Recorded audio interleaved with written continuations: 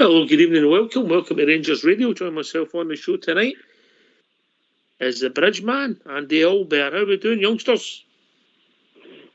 I'm fine, mate. How are you? How are you, Bridge? Well, can I say a huge good evening to you two guys. Massive good evening to the guys in the lobby. To all the Rangers fans listening in all over the world. Good evening. Welcome to Rangers Radio. Good to hear from you, Albert. How's things in your world? All right, mate? Aye, everything's good, mate. Everything's fantastic. Rangers win, I'm happy. Yeah, mate. That's 99.9 of my day, my life. Rangers win, I'm happy. How are you, Bridge? I'm hearing whispers, mate, that you were spreading scurrilous rumours about Mr. Fox at the bistro yesterday. Mr. Fox, was it? Yes. I can't remember anything like that, but it was probably true. Oh, I'm happy. Yes. I'm happy. I'll accept that. Yes. I don't know what I said right enough, but I'll be Skipper, it's told you. It might have been.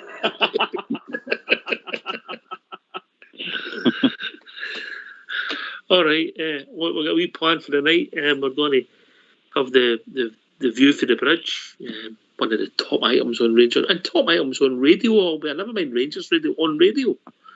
Yeah, absolutely. I love the jingle. You like your jingle, Bridge, don't you? Come on. Oh, I do, yeah, it's a nice one. Yes. Nice one. Does your missus have to play that before you answer her? No, she's, it was followed by or preceded by a roller pin or a fry pan or something. Here, have a view of this, Bridge. Oh, exactly. Right, we're going to have the view for the bridge. We'll debate it, and then we're going to hear from your gaffer at the press conference yesterday. Know the reaction for the match. Some interesting stuff on his lineup and get it together. But after the view for the bridge, quick chat, and we'll get the phone lines open. That sounds like a plan. Sounds like a great plan, mate. Carry on. Let's hear the view from the bridge.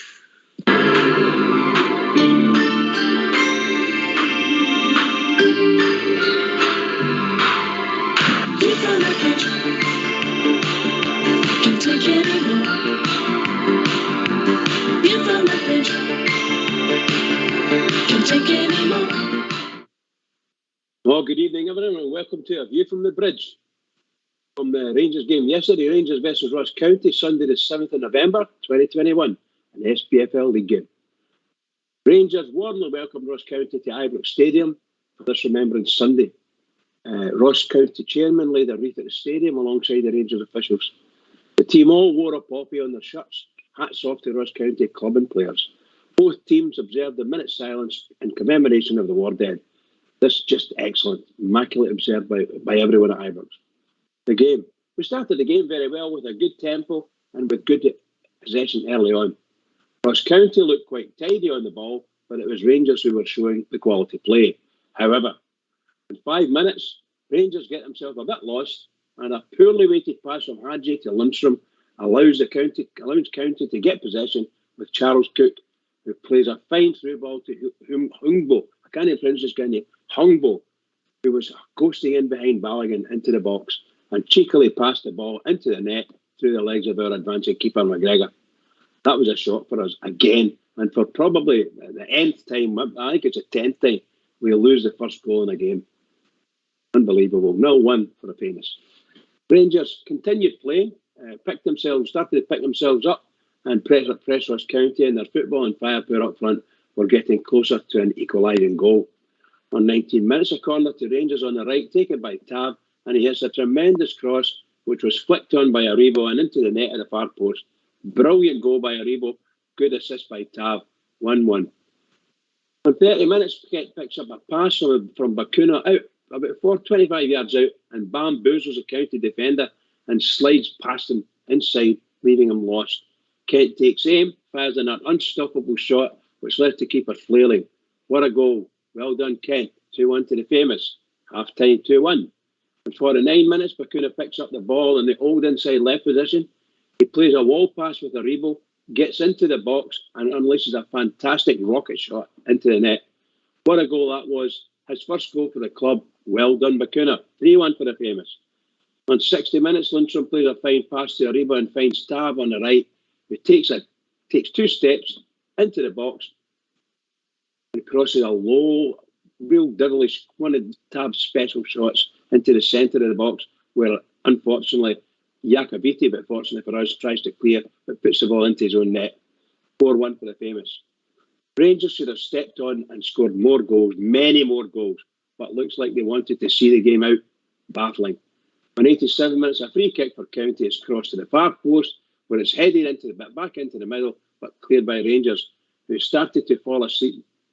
County picked up the ball and the clearance, and play most of a wee blind pass through our defence again, and White scores. Shocking play by Rangers, 4-1 for the Famous. Full time 4-2.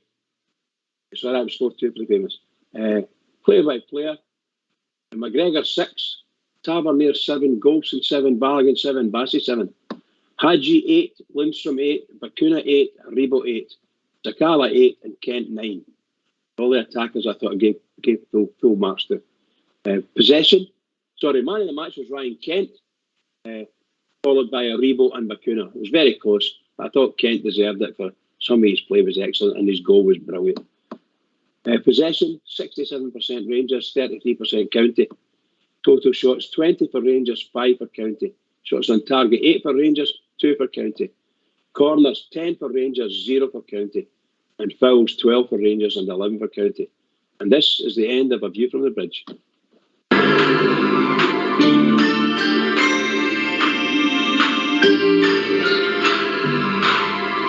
View from the bridge. Can't take anymore. View from the bridge. Can't take anymore. Well, thanks for that, Bridge. It was a strange game, Albert, as Bridge touched on, Game of two halves in some respects, and I agree with Bridge. I thought Ryan Kent was man of the match, but I think that was based on a 45-minute performance. Albert. Aye. Definitely. It was enjoyable, don't get me wrong. It was enjoyable when we were going forward and we're shooting, creating chances. I liked the way the midfield was operating as well. And it was first half. For some players, they had a good first half, and for other players had a good second half. It was a strange one. You know what I mean? It's but again, 4 goals. You can't argue with 4 goals. You know what I mean? It's good play. Some really, really good goals. I mean, come on, the 3 goals, the one goal apart, the other 3 goals were crackers. They really were. But that last 15 minutes, 20 minutes, as Bridge just said there, it was tragic. They should have never scored that second goal. They never scored the first one, right enough, but they shouldn't have scored the second one. That just took a wee gloss off a wee bit. That's a good point you make. See, well, we go one doing every week. If that's fair, seems to be what happens. Standard, isn't it? Aye, so we react. We play them off the park. We've got them chasing shadows. We get the goal for Joe Aribo. We're looking likely every time we go forward, Bridgeman, and then Kent scores this wonder goal, and then we go 3-1 up. You know the game's pretty much done. We go 4-1 up. There's still half an hour to go, and I'm thinking, come on, Rangers, let's get 5 or 6 here. I don't know what you thought, Bridge. 100%. And I don't know anybody who was at my end of the stadium as well. I mean, they weren't saying, "Oh, Rangers hard luck," but there was the Rangers get up there and stuff. It's as if we were getting beat. That's how important it was to these guys. They're desperate for Rangers to score more goals. And it was there for the taking at the time. They were there for the taking. And we fell asleep. We were winning this. I don't know what it was. We just seemed to go to sleep. And shocking. Just shocking. Well, let's look at the big pluses. That was a negative at the end of the game. The big pluses for me was Ryan Kent looks sharper than he's done all season, Albert. Oh, aye. That's definitely his best game. Not just since they come back, since the season started. He definitely looked his old self. He looked full of tricks, full of running. And he was switched on. I watched it in the Rangers TV, and that's what that Thompson was saying as well. He's switched on. His brain switched on again. The guy who runs it back behind him. The back heels it for the corner. You're sitting going, right, that's who you think. Whereas the beginning of the season, he wouldn't have done that because he was struggling. The boy was struggling with injuries. There's no doubt about it. But he definitely wasn't struggling with injuries on Sunday there. He was back to his best. He really was.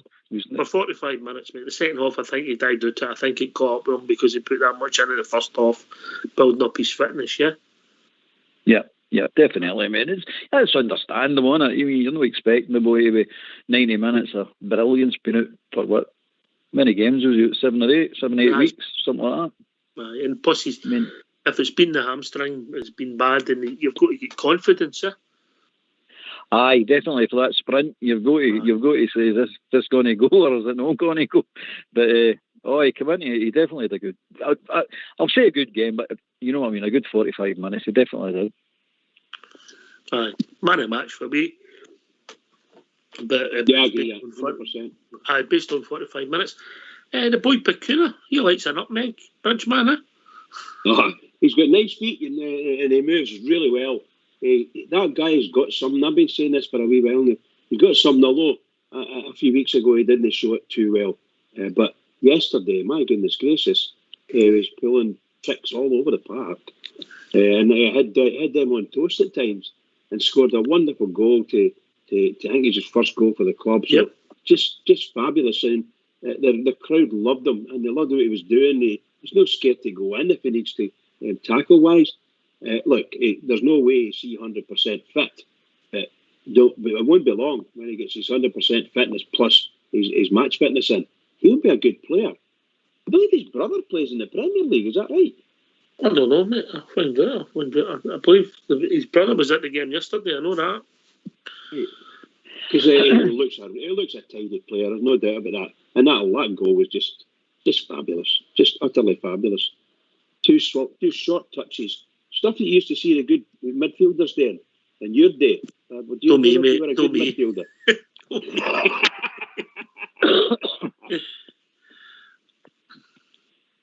He looks. I've seen he's running. He really looks nice running with a ball, doesn't he? He's very smooth.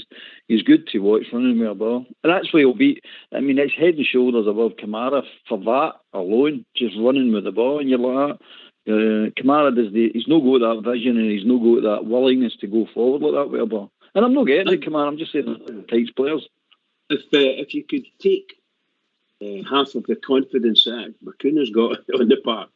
And I don't know whether it's a red neck or not, but I would hopefully try and transplant some of that into Kamara because Kamara's got some great moves and some really good skills.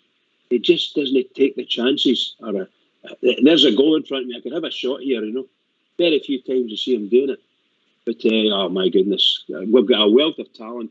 We just need to get it lined up properly. And that Bacuna is going to be a great player. His brother plays with Cardiff, mate. He did play in the Premier League with Aston Villa. He never played in the Premier, no? No, he did. He played with Villa back in the day, yeah. Oh, right, okay. He was at the game yesterday, his brother. One of the Rangers Radio pundits bumped into him. There you go. Rangers Radio pundits. Well, don't say anything about Big Stevie then. It wasn't Big Stevie.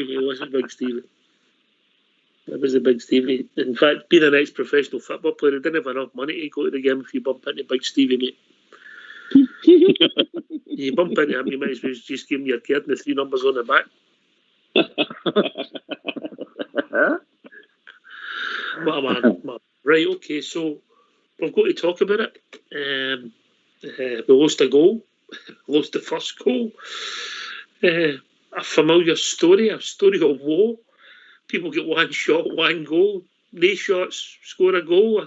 I can't work it out. I went through all the games the day after I spoke to you, Ox, about that. And if you look at it, by the way, it's not as bad as you think.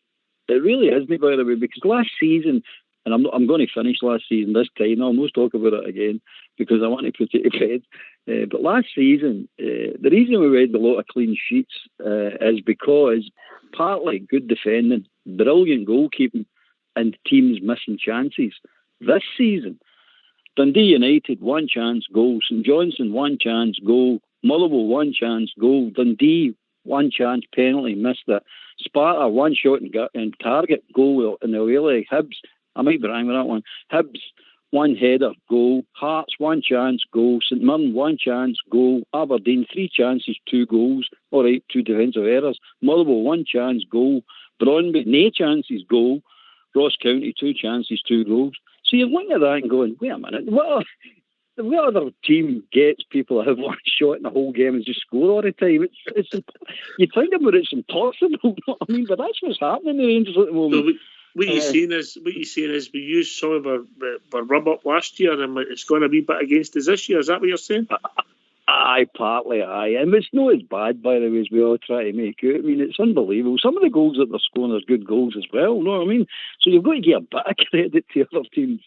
So, but again, last year, we've got to remember last year, who was the player of the year last year? It was McGregor, our goalkeeper. Now, he didn't get that for stunning between the sticks, doing nothing. He won it for a reason, you know what I mean? So everybody's forgetting that. So it's not that the defence was stopping chances last year. McGregor was stopping we were letting them have chances, but McGregor was saving them, and they were missing a lot as well. So you've got to take that into account. This year, it just seems to be as anybody gets a shot on target, they score now. It's unbelievable. It really is unbelievable when you think about it. I mean, they're Braun, but they didn't even have a shot.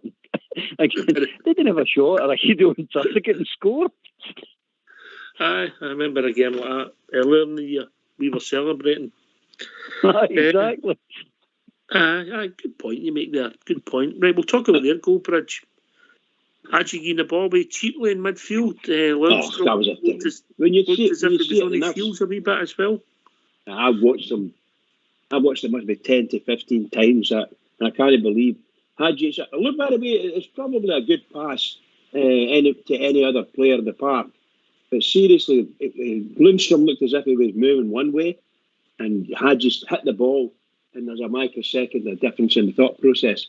If he hits it at the right time, Lundstrom picks that up, but he ends up with stretching, so the ball's maybe a yard and a half out. He can't quite catch it, and it hits him, and all of a sudden that boy Charles Cook scored. He's not a bad player. And he starts a lovely bit of play. But my goodness gracious, what a pass. What a pass, and the boy just ran on it. Here you go. Had you overplayed the ball? There's no doubt about it. He caused that goal. Yeah, definitely had his problem. Definitely had too many turns. All better. Too many turns, mate. You're right. Too many turns. He could have played the ball simple, but this is this wall factor I kept going on about the other week. He could have passed the ball 2 or 3 times before he actually gave it to Lundstrom. And when he gave it to Lundstrom, that wasn't a pass. That was merely a clearance. Get rid of it. And Lundstrom get caught flat-footed. Bang, 2 passes later and it was in the net. Sorry, I have to agree with Albert there with that one. It wasn't a good pass at all. It's a poor pass, badly timed. And Lundstrom, you could see Lundstrom was walking, trying to get away to give him a wee bit more space to give him the pass. However, the problem is that we had a break on there and my 2 fullbacks bomb forward, like we're putting in front of me, and they were out of position because we've got the ball under no danger really in midfield, all better. Aye. That's what Hadji needs to learn, mate. I know you know your favourite, but you've been a midfielder, you know that you've got to take into consideration the position of your players. Now, if their fullbacks are up, Hadji's got to be aware of that and go, well, I can't get caught in possession with this ball and expose my fullbacks, or I can't get a missed pass and expose my fullbacks. And that's what he's doing, and he's doing it because he's overplaying. If he'd just played the ball out to Bassi or Gita Bakuna, none of this would have been spoke about, but he didn't. He didn't twist, overplaying the ball. You're trying to do too much, son. Just play the simple part and take into consideration all the people on the park, all your mates on the park. Take into consideration where they are, and you made Bassi look stupid and out of position because you lost the ball, basically, and you made Lundstrom look stupid because you never gave him the ball properly. I don't want to turn this into a Hadji debate. People know what I think of Hadji. No, I like it, boy. But we've seen the good and bad of Hadji yesterday. We've seen that, and then we've seen the step hopper for Fashion Sakala, which was a touch of class. So simple, but so brilliant. Yeah, brilliant. Absolutely top class. That one, isn't it? Top class. Aye. I like Hadji. Before anybody out there thinks I don't, I like Hadji. I really do. I think he's a player, but he's got still a lot to learn. And he got Balogun booked as well for his same carry on overplaying the ball. I think he done that about 5 or 6 times yesterday, Albert. I have to agree with you. And very, very loose passes these seem to be. And I don't know why. I don't know what he's doing. His positioning, or the other guy's positioning. It makes the other guy look as if he's out of position. And the other guy's waiting in the ball coming, and all of a sudden the ball's. I think it was one he gave, or was that Bakuna that gave it to Tavernier? And it was 10, 15 yards away from where Tavernier was. And we were expecting to have to run back and get the boys. No, you know, a flying machine, Just some of the things we do as a team, and not just Hadji, there's others do the same thing. It's sad. It shouldn't be like that. All right. But in general, we played some nice football. But you got to say that as well. We did play, and Hadji played some nice football as well. No, I mean, whole team at times.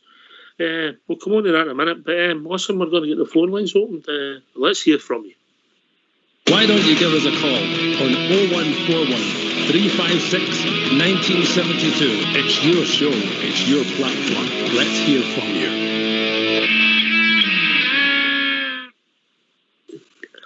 I'm glad you mentioned that. Too many turns. I remember that relationship of Fox's. It ended because of too many turns. Yeah. Right. What's the way you argue? But look, it's a learning curve, and when you get, that's how I think Hadji's better further up the park. He's got the ball at the halfway line, and if he gets the ball 30 yards further forward, you can do these things all better. It's not as critical, you know. But when you lose the ball and everybody's ran past you at the halfway line, ultimately the other team are quite down in your goal quite quickly, aren't they? Aye, and they're starting to read the fact that he'll not run away from him because he's nice pace. So they know if they crowd him, they'll get a chance to nick the ball off him, and that's what's happening. And he's facing the wrong way. He's facing towards his own goal. So all the things you don't want a midfielder to do, he was doing yesterday. And then he comes out with brilliance, and you go, that's why he's on the park. He's absolutely brilliant. When he's brilliant, he's brilliant. Very skillful player. Very, very skillful player. And the ball coming to him, he gives himself multiple choices and creates even more. Just marvellous. That what step over yesterday. My God, he took 3 of their players out again. 3 of them. Unbelievable. So I'll tell you now, I think his free kicks are mince. I know he works on them, but I've no sight. Apart from the European one when he took a deflection, and was that against Bruges? Was it? Braga. Braga. His free kicks are mince, absolutely mince. He needs to work on them a bit more. I'll tell you that. Yeah, he couldn't get the ball past their defence at all yesterday, could he? Well, he did. Anyway, while we're talking about players who yesterday, what did you make of Sakala? He shows that pace is an asset at times. Paul Berra, I know he didn't score yesterday, and he wasn't our best player, but what did you make him? I think he had a great game yesterday. See the running of wee boy does, man. He's magic. He really is magic. He gives us something we've lacked now for, I would say, at least 2 seasons. But a bit of pace up front, through the middle. And he pulls you out wide, and he's no fear to take some down, and he's no fear to have a shot. I like all that. I mean, and he's selfless. He's selfless running. No, I mean he's not a selfish player. He'll do a lot of donkey work. When he gets in the box, you can say he's a bit selfish in the box. But I like my centre forwards and my forwards to be selfish in the box. I'm expecting them to score, and they're expecting to score themselves, and that's the way I like it. I don't like this dither. I'll give you another wee pass and I'll try and make this better. He'll just have a dig. No, I mean, he'll step by a couple of players and have a dig. I don't mind that at all. But yesterday, I thought he had a great game. I really did. I mean, put it this way, the gauntlet's thrown down to Morelos. Look at that wee boy and look at the work he put in yesterday, and look at the speed he was working at, and the fact and the quickness of closing people down, and the quickness to help his teammates. Nah, I'm saying the gauntlet's set down. Alfie, you might be a better player, son, but you're no working hard on that boy. All right, okay. Pace is an asset, Bridger. Actually, you know what Albert was saying just a minute ago about the gauntlet thrown down to Morelos. 3 years ago, Morelos and our team was doing the similar things to what that boy's doing. He chased everything. He never hit up. He tackled and hit the centre halves. And the young lads, Sakala hasn't got the same muscle power as Morelos. But he can go in there and he can try his heart out. And a lot of the times he comes out with the ball. That's the kind of thing Morelos was doing and hasn't done for us for a wee while. Although he's slightly changed his game. Sakala is a really good player. He's really good. We got a wee bit of pace in front of him. Pace on him, the ball in front of him, he can run for it. And he'll give anybody a good run for it. I'm not saying he'll catch everybody.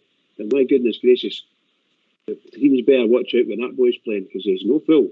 And he'll have a shot from anywhere. A short lift back with a leg, and he'll leather the ball. Really good. I was looking at yesterday at the tail end of the game, and I'm thinking, Morelos, you need to lose. And this is what I was saying. Morelos, you need to lose something like a stone in weight, and you'll get back to that. That's what, and I don't know if he's overweight or no. I think that's what he needs. Stone and weight off, and get on. I think I know yesterday, not just a Keller, I think a few of them threw the gauntlet down to people sitting in the stand. I really do. Standard has been raised now. By the way, that's the first time I think this season we've had 3 summer signings on the park at the one time. So I don't know if that's a coincidence or what, but we definitely played better yesterday. We looked more attacking, better floaties, more shots, looked more dangerous. I mean, every time we went forward, I got a feeling we can score here, we can score here. I've not had that feeling this season. But every time you go forward, you go, we're in with a shout of scoring. Mrs. Up there will tell you if you get that feeling, you've got to go straight home for a match. No, she told me rush home for a match. Because normally when you home my own speed, I forget why I'm going home. Can't I get home to laugh? What did I leave that match for? Oh, brilliant. That's brilliant. Another player I want to talk about quickly is Lundstrom. Right, go on then. Now I'm going to have to use a Celtic word here, and I apologise to everybody out there, but I think we are grooming Lundstrom for the wrong position. I think we should be grooming him for the Arfield position, not the Davis position. To have him on the right and attacking rather than sitting. Attacking further up, the same as Arfield does. Get by the forwards, push, get by the forwards. Break the lines up front. I think that's his position. I don't think that holding midfield or where he's playing is his position. He's not got the brains of Davis. He's not got the awareness of Davis. And he's definitely not got the experience of Davis. So I don't think that's his position. I definitely don't. I actually thought in a good team performance yesterday, and I'm not saying he was red rotten. I thought he was actually my poorest player yesterday. I think he was well within himself. I don't think he was breaking any speed barriers. I'm not saying he was poor or hopeless or whatever. No. Yeah. I'm with you. I thought the same. I thought you're doing enough to get by, mate, but you're not actually excelling. You're not actually pushing it. Did he have to push it because we were winning or we're cruising it? I don't know, but I expected a bit more, and I don't think, I'm going to repeat myself, I don't think that's his position anyway. I think Arfield coming to the end of his career, or the end of Rangers' career, I think that's a position he should be working on. That position. We'll see how that develops. Talking about midfielders, Bridgeman, great to see Ryan Jack back yesterday. Oh, wonderful! What an evasion! What an evasion! I dare say that boy's probably got himself home when he did last night. Must have thought to himself, the claps were still ringing in his ear. That evasion must have been really heart-lifting for him. Fabulous, just fabulous. Well done, and he played very well when he came on. We don't expect too much at the moment, and I don't think he'll get a full game for a wee while yet. But he's when he touched the ball, a big round of applause. It was just great to listen to. Fortunately, we were in good positions in score-wise. But no, it was great to see him, and he did very, very well. And we let's hope he just keeps fit. That's all we want. Nothing fantastic. Just go and keep fit, enjoy the game, do what you can, enjoy it, and hopefully he'll get through it, because that's all we need. We need him just to get 5 or 6 matches under his belt. He's a different player. All right, this is a phone-in show. What's the number, Bridge? The number's 0141 356 1972. Come on and join us. Phone in, give us your thoughts on yesterday, particularly yesterday's game and how the players played. I want to talk about another player. A great thing you said about Lundstrom there. At the start of the season, we were talking about players, and there's been times when he's looked raw. Is Big Bassey, is he slowly edging Warner out? Do you see all that? Albert? I don't think he's edging him out. I think he's edged him out. I think he's a first choice left back now, to be honest with you, mate. I'll tell you why I think that, because it's no like me telling you that. But he's faster, he's bigger, he's stronger, he's more skillful, he's more heart, he's harder. The only thing Barisic has got that he's no got is that one day left foot for crossing balls. That's it. Every other department, maybe no. well, I think the two of them are as much when they're heading the ball right up. But everything else, I think Bassey beats him hand down. Okay, maybe a wee bit of awareness of danger and a wee bit of positional sense he needs to brush up on. But apart from that, no, I don't see Barisic as a better left back. No, but really, I might be over the top here, but I really don't. I think Big Bassey is the real deal. I really do think he's the real deal. Bridgman? Yeah, I can't disagree with that. I think he's got everything going for him at the moment, Bassey. And I don't know if Bournemouth's carrying a knock. Probably is. Chances are he's away on international duty or something like that. But he may be carrying a knock. You know, he's going to have to fight for his place when he comes back. I know he walked into the European team, or the team for the European game. I don't think it warranted that. I think Bassey was playing very well up to then. And I think he's playing very well now. Now, he's not a world beater. Under any circumstances, he's a world beater. And just as Albert said, there's a bit of guile missing. I'll call it guile. He's quite raw, and he's not quite got that wee bit of guile that's required. That'll come in a season and a half.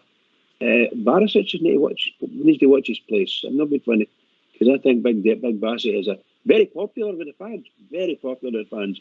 And you can see he gives you 100%. Well, it seems like that anyway. Gives 100%. Mm-hmm. So I think he wouldn't do as a bad turn. Let's put it that way. Brilliant. And I think it's a battle. I take Bassey every time because the big man's up for it. There's no way he's going to get feared. There's no way anybody's going to bully him. Whereas I think Barisic is a wee bit of shrinking violet. I think he's a wee bit of lie down and get injured and things like that. Nah, he's not my cup of tea when it comes to a battle. But Barisic, but Big Bassey he's up for it. He doesn't care. He'll get tore right in. And I like him like that. I don't like wallflowers. I've told you this before. I don't like these shrinking violets. I don't go them at all. I like people. If it's a fight you want, if there's a fight you want, we're having a fight. Yeah, absolutely. Right. Go for it. Absolutely. I think the only thing I would like extra from Bassey is I'd like to get him a chance to take free kicks and see if he's got anything like the skills that Barisic had with the free kicks.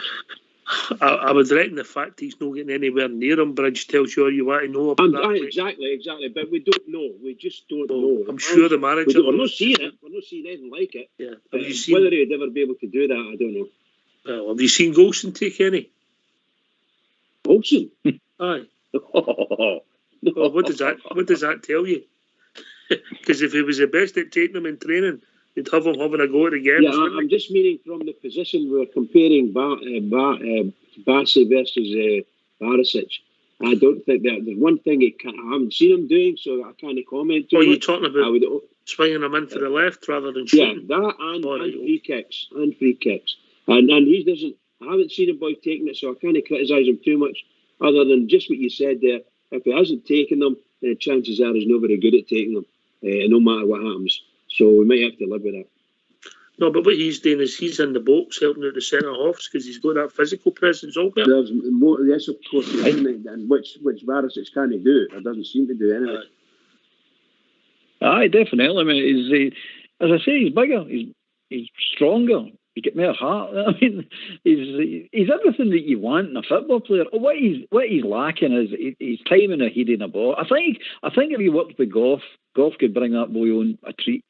Really, honestly, bring him on with actually timing and heading a ball. He's a wee bit rubbish at that. You got to admit that. He keeps getting under the ball, right under the ball. You know what I mean? He's rubbish.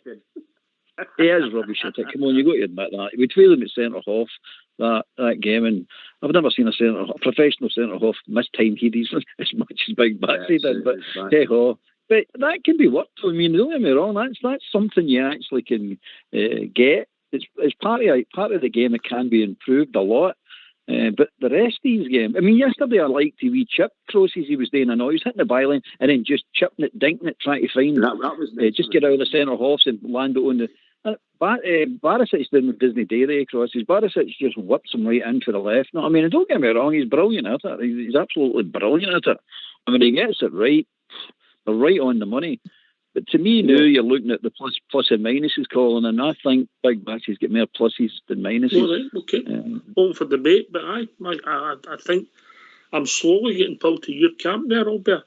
He's no 22 to Hogmanay, you know. Mm-hmm. The thing you're talking about is heading. One incident yesterday, which I burst out laughing when I saw it. And me and the guy, loads of guys running about me, we were all thinking the same thing. We were all thinking, all he needs to do is duck and let that go. But no, he gets sucked in. The forward goes, a big long ball for the goalkeeper. And the forward goes to header the ball. And Bassey heads the ball straight out the park. By the way, he's only a foot from the touchline, you know. And we're all saying, just duck and leave it alone, let him go to the park. He's just gets sucked into that, you know, and that's a bit the guy Albert was talking about. Once he gets used to that and does these things, it may be a bit better. All right, I'll tell you what we'll do. We're going to hear from the manager and his press conference after the game. So get yourself on mute, lads. Well, let's hear from our manager. Yes, our manager. He's gone nowhere. Stephen George Gerrard. In the last week, Fashion Sakala and today Janine Bakuna have really shown what they can do. Is it a case of that's settled in now and you're looking forward to the next stage of the season, then bringing that sort of level every week? Well, I think them two players should be thinking, I'm up to speed from a physical point of view. I've done all the work. I know my teammates now. I know how the environment, the culture works. I know how the philosophy works. I know all the information. Now it's on me to really push on and keep growing, keep evolving. Fashion works so hard for the team. He never got goals today, but I'm just as pleased with his performance as I was last week, because that's what we need from our strikers, is to be selfless and run all day long and keep breaking lines and give defenders problems and make defenders face their own goals. So really pleased with his performance. Bakuna's got all the talent and the tools and the clubs in the locker. You see his passing range today. He gives us a threat from someone joining from midfield, because he will take a shot on. Fantastic goal. And a strong performance from him. He's certainly ready now to keep moving on. Stephen, the Kent and Sakala, obviously both on the team today. I think sometimes if there's one quick player, it can maybe be a little bit easy to mark them out, but when you've got two, that's something that you've not really used regularly or had the chance to use regularly over the time. So having two together, I thought they worked very, very well in the first half, and obviously you said Sakala had a great game overall. Is that something that you'd be keen to use going forward? Well, I think it's the reason why we've tried to add Fashion Sakala in the first place, and them type of attributes, because we need the right mix and blend. So obviously Ruth and Morelos are different. You know, they're more maybe people you can play into, who come short, who like to get runners off them. But to have two in the team, and Scott Wright when he's at it, to have two or three within our firepower that can run in behind, that defenders are worried about, that opposition managers are worried about, that's fantastic for me and a good place to be in. Yeah, hi Stephen. Still just staying with Fashion for a second. Looked to me that he was very obviously playing further up the pitch today, maybe compared to how Alfredo would drop in deep. Is that something that you consciously made a decision on pre-match? Yeah, we played with two natural number 10s today in Yanis and Ryan, so their job was to be on the back of the midfield and get in them little pockets and give centre-halves the decision, am I going in or not? But when you've got people coming short and you've got people going long, that's when the confusion comes in terms of the defensive unit that we're playing against. So I thought we done that really well. Then we tried to give them a slightly different problem with putting Kamar through the middle and maybe Fashion running a little bit from deeper. So we have got that variety in our forward play, and to score 10 goals in 2 domestic league games, you've got to give the boys some credit. Yeah, absolutely. Stephen, congratulations on excellent performance today. The guys have mentioned obviously a few players there, but I think special mention for the captain today. His 100th assist for the club. Was it? Okay. I'm sure he'll remind me in a minute. James is a player who's got incredible moments. His numbers for a fullback are incredible. He stepped up big on a lot of occasions for me since I've been in the door. I think winning last year has made him more determined and more hungry to go and build on that. I can see a focus and a determination in him. So he needs to keep going, keep trying to get as many as he can. And if he reminds me about the 100 assists, I'll remind him that we're due a clean sheet. So we'll walk away both happy. And you brought Leon Balogun off after an hour. Was that just protection? Just protection, because we've got a huge semi-final coming up in a few weeks' time. Leon will go away on international duty now, so he's so important for the team with Phil being missing. So anytime I can get some minutes off him, It also gave me an opportunity to feed Nathan with some minutes because he deserved them as well. So that was the reason behind it, just protection really. He's got no issue. Just on the Nathan Patterson coming out at left back, is that more about offloading Balogun? Should we read into that too much more? More offloading Balogun, but Nathan Patterson needs to be put in different situations, different areas of the pitch. He's still got loads to learn. He's still got loads of growth, loads of evolving to do. I remember being around Nathan's age under Gerard Houllier, and I was playing left back, right back, holding role, left wing, right wing, and it does you good for your development and your growth, receiving the ball in different areas of the pitch. I love the way he's coming in and driving in, and who knows, we might need to use that at some point. And Nathan Patterson can never ever say to me, well, you've never played me there before, have you? I've already done that, and I'll keep challenging him in different positions. He's played right back, he's played as a 7, and now he's played as a 3 as well, so that'll do him no harm at all. Just a quick word about Ryan Jack. You kind of brought him on with about 20 minutes to go. How a wee bit early to assess him? I think it was a bit early for Ryan Jack, really. He's been out for 7 months, but I wanted to sort of give him a boost and a bonus, if you like, because I know how hard he's worked to get himself back. We need to get Ryan a game behind closed door now in big spaces, 11v11, and try and get some minutes and some volume into his legs. But I was hoping to get in a position where we could put him on. And I think you just have to feel the energy and the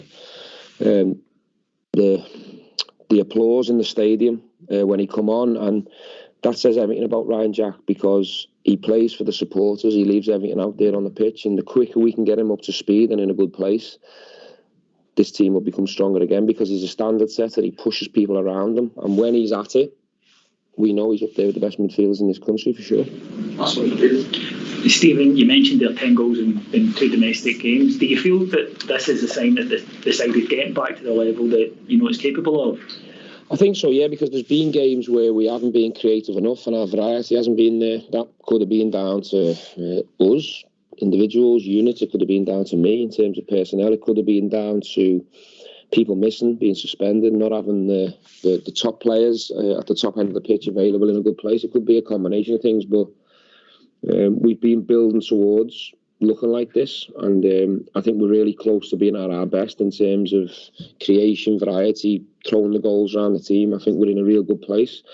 Now I've just said to the boys, look, we need to stop conceding the little sloppy goals and the giveaways and giving teams a head start, because at some point that could bite us, so we need to improve that side of our game. Why don't you give us a call on 0141 356 1972. It's your show, it's your platform. Let's hear from you.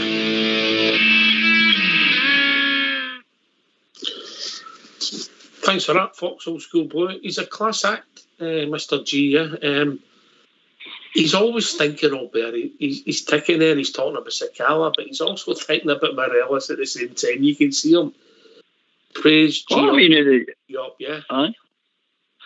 He's nobody's fool, no. I mean, he knows exactly what he's doing. You know, especially when he's talking like that. No, I mean, I've got a plan and a picture in my head, and it's psychological. It's everything. No, I mean, he's looking at it and saying, you just don't bin Morelos. Come on, let's be honest. You don't bin any player for that matter. You do whatever you have to do to get them motivated and get them switched on, and that's a wee plan there for Morelos to go. Okay, I'll get the bit between your teeth. I'll get you fired up and get you back on this part playing the way we know you can play. So he's clever. But I like his honesty. He's always honest. He just tells you the way it is, and that's what supporters are looking for. No, I mean, tell us the way it is. Don't sugar the pill. We just give us it straight, and that's what exactly does. He does that all the time. I enjoy listening to him, Bridgeman. The man's different class, isn't he? Just completely different class. And I agree 100% with all they're saying there. It's just great to listen to him. He doesn't try and bullshit you. That I know of anyway, yeah, unless they're really, really stupid. But no, you get it straight. You ask a question straight, you get a straight answer from him, by the sound of it. And there's no, in my opinion, there's no other team that man's going to. That's the way I feel. He's with Rangers for a while. He's got his future planned out as far as I'm concerned. Very, very clever guy. Very clever. That's what he's doing. I just stood up for it. Hi. good stuff he said about young Patterson as well. We never really mentioned him much. He came on yesterday, didn't he? Didn't get too much time, couldn't get into the game much, couple of runs. We'll not judge him in that, but it's good that he said that look, they're looking to use him, get him on and build up his experiences. It's not a sprint, Albert, it's a marathon professional football player, isn't it? Oh, absolutely, mate. It's bit by bit. No, I mean, you just don't go for a novice right into an experienced player overnight. It's bit by bit. You go to learn it bit by bit. The good thing about what you were saying about putting him, I've said it, why did we not play him at left back before? No, for the reasons he said there, for my own reasons, know what I mean? But one thing he done yesterday, Patterson, I don't know if he's noticed it, but he touched on it there. He cut inside to the middle of the park. But see, when he cut inside to the middle of the park, he accelerated. Good God, man, he took 3 of them out. 3 of them left standing. He just moored away, and I went, that's experience. That's you learning now, son. That's brilliant. That's absolutely brilliant. So there you go. He's learning that. He's learning different positions, and it's Port will tell you better than me, obviously, because Port's played it at a higher level. But he'll tell you about the geography on a park. You know what I mean? And he's to get him to in somebody else's shoes for wanting a better term. You know what I mean? He say play left back. You'll see how it feels and how it looks for left back, how it looks for the right wing, how it looks for. You know what I'm saying? Because you know yourself, you play your position, but seeing you do get to move the position, you go, this is very strange. You know what I mean? It's just strange, but you get used to it. But it's a good thing to see the geography of the park for a different position. I think it showed massive quality yesterday. And that incident you're talking about, Ray, he took the ball and the guy didn't know where he was, and eventually his 2 mates came running in to hand him out, and they get roasted as well. So the boy, he's got quality, magic qualities. He really is, and he's got pace to burn. He took them on. It reminded me of people who used to think were Gallus. He stood onto the park, and he knew he was going somewhere that I know where I'm playing. Might not be positionally, but he knows he's playing at Ibrox. And away he went. Oh, boy. That one move, that told me a million things about that boy. Fabulous. Just fabulous. It was a nice move, but I'll tell you what, the right back, there was a foot race between him and the right back. There was no right but back. Clark, wasn't it? The guy Clark. Aye. Good player, good player. And he left Patterson a wee bit, if I'm being honest, but Patterson stuck to his task. But look, some good for him. I've been seeing did you notice when you go to the byline, Patterson's experience kicked in again? And I'm saying that's clever, son. You can't beat him in a foot race, but that doesn't mean you let the guy come inside, cut right in and get right into the area. And I loved the way he done him at the corner, man. I was like, that's clever, son. That really is clever. He's learning that. If I was involved with Nathan Patterson, I would be really pleased with his development. Yeah, it's all about longevity. All right, we won't maybe want him in the team there. That's individual thoughts, but the boy's learning his trade, to coin a phrase, Albert. Don't rush him. You could waste the boy by rushing him. Don't rush him. There's no, as you pointed out earlier on there, there's no rush. Just settle down. He's at a club that's in a good place. He's in front of supporters that are in a good place. He's with a decent squad of players. You know what I mean? Let's be honest. He's got a decent squad of players on the ground. So no rush. I could see there was a rush if he was in a rotten squad of players and the club was in turmoil. You could then say, "Oof, is this the right place for you?" I mean, I think his advisor would be saying that to him as well. But at this point, right now, Rangers are exactly where he should be. It's like Hadji's old man said about Hadji, you're in the place you should be. Rangers are the club for you. Right now in your career, that's where you should be. Same with Patterson. Aye. I agree there. Yeah. Another good thing yesterday, I mean, when the Kuna scored, there was and also when Kent, all the goals yesterday, the squad, everybody celebrated. It's great to see, isn't it? When we get an equaliser, they want to get back and go on with the game, and things seem to. I'm not saying we've turned a corner or we're the greatest team in the world, but things slowly but surely coming together, Bridgeman. Eh? Yeah, I get the feeling that I think we've been a wee bit concerned ourselves as fans. But I was shouting at Golson once again when he was running down towards the Copeland end just before the game started. And I was shouting to him, what about you're going to sign the contract? And of course, all the other Rangers fans are wondering what I'm talking about to a certain extent. And then they started shouting as well. So I don't know whether that's going to happen for the guy or not, or for us, should I say. But seriously, we are in a smashing place at the moment, and we're 4 points clear in the league. We're in the semi-final of one cup. We're in the group stages. Chance of going through there. I think we're in a good place at the moment. I really do. So keep it going, everybody. Keep it going for the Rangers. Well, put it this way. See, yesterday, there was only 3 players on that part, 3 Rangers players on that part that didn't have a shot yesterday. That was Balogun, Golson and McGregor. Every other player in that part had a shot yesterday. I actually thought Golson had not a bad game yesterday, trying to link in with the play. Yeah, because I thought that was his best game. I've seen him for long enough, mate. I'm not saying that he was fantastic, because they didn't have to be, and they sort of strolled it apart for the goal they gave away. And I don't really know if it was their fault, because the boy made a nice pass for the first goal, But I mean, you got to. That's what I'm saying. You got to keep other teams a bit of credit. We can't just keep blaming our defence and blaming all our players. I mean, the other teams' day plays. Like the Simon goal, that is a beauty of a goal. There's nothing you can do about that. You've just got to take your hat off and applaud the boy and say, well done, son, what a goal that was. Yesterday's first goal, I think it was offside. I will be honest with you, I really do think it was offside. But the boy still went through and put it away. And the second goal, we went to sleep, but the guy still put it away. It's not an easy chance to put away. Funny enough, both of the goals went through McGregor's legs. But there you go. It's just one of these things. Maybe that's that thing you're talking about, luck. Maybe last year it went and went wide, Exactly, mate. Exactly. But when you look, the games are read out, man. It's unbelievable. I mean, you can't say, oh, wait a minute, the defence is absolutely crap. I mean, they're getting one chance and taking it. So you go, that's some stat. That really is some stat. Every time you play a team, you get a shot to score. Come on, what's happening here?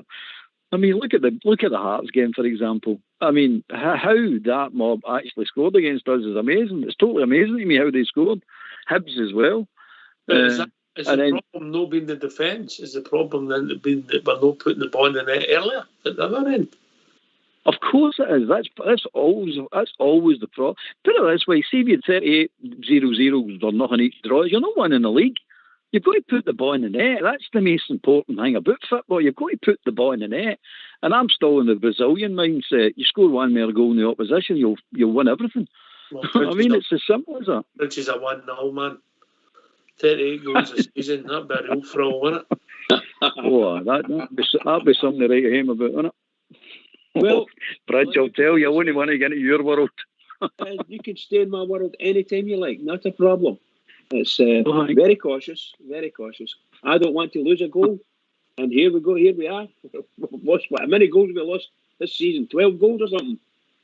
We never lost 12 goals the whole of last season. Incredible. 12 games, 12 goals, something like that. Unbelievable. Nah, I would rather take 4-2 and 6-1 and keep that run up. Some folks say that. But what if it's 4-2 the wrong way? No, I wouldn't want that. Oh, you go. I mean, one thing we need is for people to forget over the decades, especially the modern stuff. No, I mean, is football's it's supposed to be an entertainment, and it really is supposed to be an entertainment. But we all treat it like a war, and we all treat it like life and death. And you're actually supposed to come away from a game, win, lose or draw, going, that was a good game of football. I really enjoyed that. That was some brilliant football played there. We come away from a game growling and snarling, and I'm looking for Tim's to bat and everything. No, it's not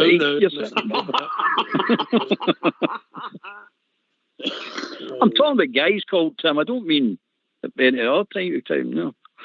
You know, the thing I find strange is that the Aston Villa manager just got the bin, just got sacked at the weekend there. And all of a sudden, I'll bet you in your light, I haven't seen it, I must admit. But I saw something I've been linked with the job, I hope. I've been linked to it. Unbelievable. Just unbelievable. They're doing anything. Linked with what job? The Villa job. Oh, the Villa job? Our manager, we'll be linking our manager with it, and the pressure will be on the manager to come out and say, I'm not going. Instead of just minding his own business and going with his life. I think he was like for the Cowden Beef Tube and all, wasn't he? Cowden Beef, aye. I know what Joe Barra took. Remember big Ulster come through for the day, he travelled down, the rain was coming sideways, he gets there. Nothing each, was it nothing each or something? Can you see the game for the tyres in front of him? Oh dear, what a day he had. Big man. You got to laugh, haven't you? You got to laugh. Oh, I love these things, by the way. I just love it. You know, but aye, look, in a good place. It's only the beginning. We just need to keep stringing it together. And I don't like going on about it yesterday, but remember the biggest scandal in Scottish football. They cheat again yesterday, caught it again, runs into the centre half, doing Hodney's face. He's been sent off 2 weeks in a row. He's nothing but a cheat.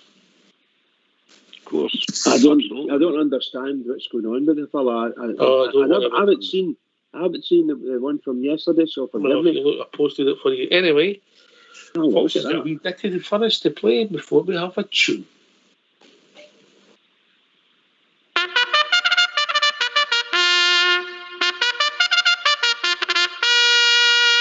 And they're off in the Kentucky Derby. Hi, I'm Bridgeman. And I'm Linda from Rangers Radio. As part of our club's 150-year celebrations, Rangers Radio are holding a charity race night on the 26th of March 2022 at the Wee Rangers Club outside Ibrox Stadium. Listeners have the opportunity to attend by purchasing tables for groups of 15, priced at £225 per table. This includes a table buffet, live entertainment and a disco. There are also opportunities for businesses, supporters clubs and individuals to sponsor races and place advertisements within the event programme. Listeners, including those unable to attend, can purchase tickets online for the Super 6 Races Booze Cruise, priced at £5, to win a super selection of quality spirits provided by the Rangers Radio panellists. Races will also be streamed live on Facebook. Any listeners wishing to attend or become involved in sponsorship should contact RangersRadio@gmail.com. All monies raised will go to the Emmy Smiley Charity Foundation, the Rangers Supporters Erskine Appeal and the Robert Mulholland Memorial Parade. We look forward to the Rangers Radio listeners' continued support for these great causes. Two down to the line, maximum security wins the Kentucky Derby. And then it was Country House second, followed by...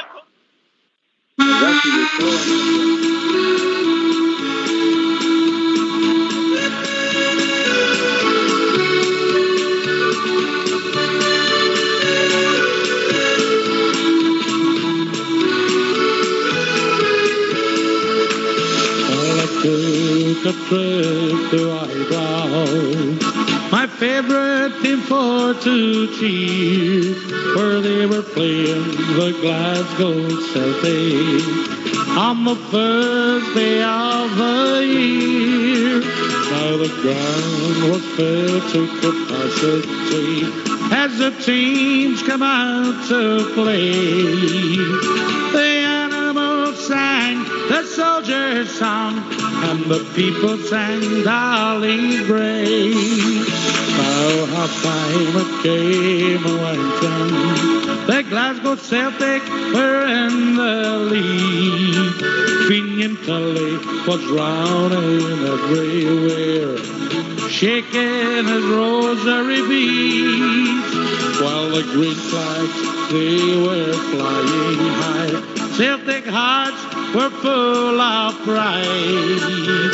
The second half, sure it started, and the Rangers, they turned the tide. Won't you play up the Glasgow Rangers? Oh, Oh, play up the boys in blue. Oh, play up the Glasgow Rangers. We're here to cheer for you. Now the ball goes out to Walker, and from 30 yards he did score. Sure you couldn't hear your ears at Ibrox Park, for the sash my father wore. Oh, play up the Glasgow Rangers. Sammy Cox is on the ball. He slips it through to Willie Woodbar. Then on through to Ian McCall. McCall to Billy Simpson. Oh, here come the boys in blue. Well, Simpson beats the Celtic centre half, and then goes number 2. Now the Rangers fans are roaring. Jardie Young, he takes a free onto the head of William Simpson. And then goes number 3. Well, it's 3-1 for the Rangers. That was the final score. A happy new year from Ibrox Park, for Rangers beat the Celtic once more. Yes, a happy new year from Ibrox Park, for Rangers beat the Celtic once more. Yes, a happy new year from Ibrox Park, for Rangers beat the Fenians once more.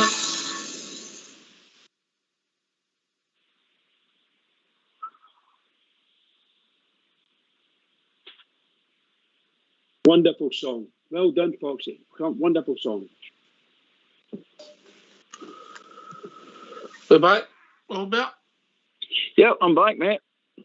I'm in the starting blocks. In the starting blocks, aye. By the way, congratulations for that advert I heard earlier on. Oh, don't, Bridge. Don't.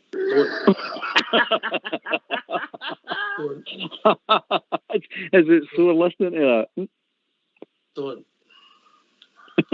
I think it's brilliant. That's brilliant. I know you do as well. I know that, Albert. I know it.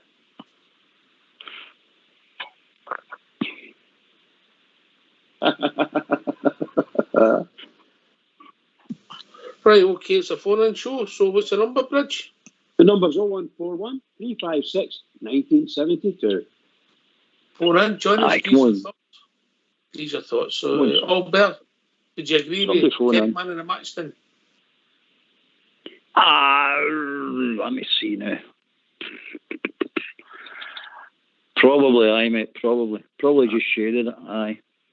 There's a few. The good thing about it is there's a few now you could pick, fairn't there? Aye, okay. Do an extra point for his goal, huh? Definitely. What a goal. Absolute peach.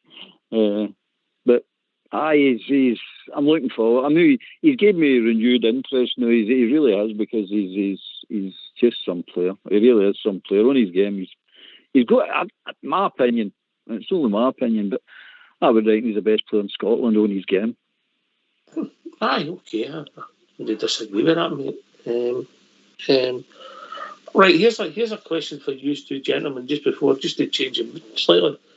What am I fairing, Kent? What the coaching staff fairing, Kent? Because, look, I think we'd all admit he didn't look fit in the start of the season. So maybe should we have took him out and rested him and got him fit? Albert? I think you might be right with that one. I think, well, after the Celtic game, he admitted that he came on and played. I don't know if he'd took an injection or whatever, and played through that with an injury. Oh, that was already admitted after the game by Gerrard himself. But having said that, looking prior to the Celtic game, it just didn't look right. And we were all saying, oh, is that he had a great season last season, he's not going to have a good season this season, blah, blah, blah. No knowing that, no, hindsight's a great thing. You look back and go, he's probably carrying injuries, and I think you're right. I think I don't like to accuse anybody, like the coaching staff, of overplaying somebody when they really shouldn't be playing somebody. But there's going to be an argument for it. He should have been taken out of the team. But again, he's that important a player. But still, even that, he shouldn't be playing if he's no fit, and he wasn't fit. Aye, that's what I thought. I don't think we're being fair on him. Sometimes you've got to protect players for the self-bridge manner. Yeah, you have to there at times, but it's a bit unfair if indeed he had been unfit, if it was discovered that he was unfit, but they were giving him injections to play through, because the fans thinking different things, I would imagine. Certainly from me, I just thought the guy was just having a pretty bad time and maybe carrying an injury. But the truth of the matter is, it might have been a lot earlier than that he was carrying the injury, and they've been giving him injections to get him through to a certain point. And it might have worked for the management. It certainly didn't work for the fans, because it hasn't played for us for 3 months or 2 months or something like that, and that's a lot. That's a lot of games when you've got to talk to us as a top quality player. And by the look of him yesterday, they look like our talisman. This is a boy that's got to work and do things for us. When he got a ball at his feet, he was like a bomb scare. People couldn't get near him. They did everything. They booted him all over the park. That's for sure. And really, Bridge. Of course. I'm not saying he was taking injections, so we don't want to start that rumour. I'm not saying he was taking injections at all. If he was taking an injection, I think it might have been the Celtic game only. I don't think, because when he said in Mission, when he had an interview with Kent the other week, he said he had niggling injuries. He said when he was out the 7 weeks, it cleared up a number of. So I don't think it was one injury. I think it was a number of wee niggling injuries that made him play. It was known for him. I wouldn't accuse Rangers or that coaching staff of putting him through injections. I wouldn't do that. I think he might have took one, and that's a big. I don't know. I'm only guessing for the Celtic game, but yeah, I don't know. But I don't think they would give him injections. I really don't. Well, I hope not, because the fans are mightily disappointed. That's for sure. We're all the same. We're mystified as to what was wrong with them, and obviously the management then decided that we're going to play a long game here. You could see that when they brought him on the weekend, or whenever it was they brought him on, and give him a 10-minute spell, a 20-minute spell on the park, and then all of a sudden he's starting. And Marvel's got an hour. That's great, and that's what we want. We want to see genuine fitness coming back. He's got a long way to go. I mean, I know he's a brilliant player and all that, but if you could get him absolutely 100% fit, what a player that's going to be in your side. I mean that in all honesty. Great. Right, it just looks as if it's only two, if you like, a game and a bit. Albert, not even a game and a bit. I don't even think it'll add up to a game, really. He was on the park, but it just looks as if he's got that explosiveness back, the push off that he didn't have at the start of the season. That's all I'm saying, mate. Yeah. Aye, definitely, mate. It looks if it was a lot of wee niggling injuries that they've all cleared up. Part of professional football, isn't it? You can get one wee injury and then you play through it. Like maybe an ankle's giving you a wee bit tweaking, and all of a sudden your knee's a wee bit tweaking, and your hip, and then all of a sudden your back starts giving you a wee bit of jip. But they're not that. They're singularly themselves. They're not a big problem. You can play through them. That sounds like Fox this afternoon when I spoke to him. Sounds like me after a dance. We'll soon find out about that, mate. We'll soon find out about that. Let you out there. If anybody got any phone in, don't renew that pawn ticket. Spend the money on the phone call. They're just coming. Just bide your time. Here we come. First call in the evening, the one and only Denver Bear. Evening, Denver. If he speaks to us, that is all Bear. Evening, He's Denver. not going to talk to us, is he? Come on, Denver. Come on, Denver. There's a time delay on that. Mountain time. Come in, mountain time.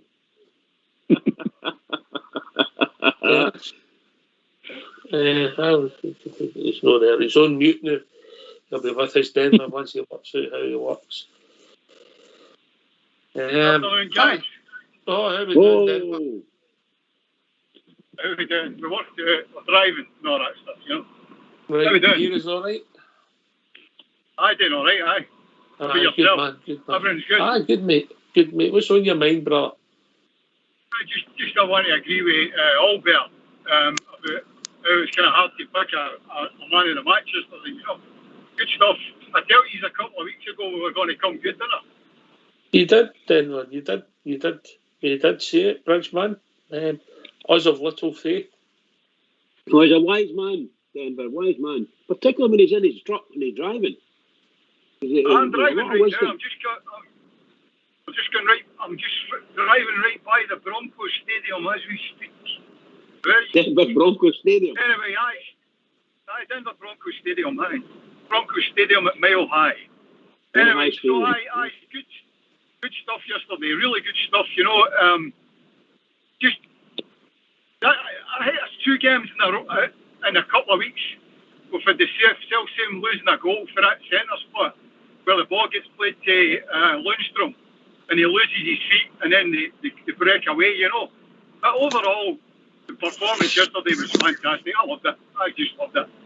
And the Big Bassy, he's just like a big character, man.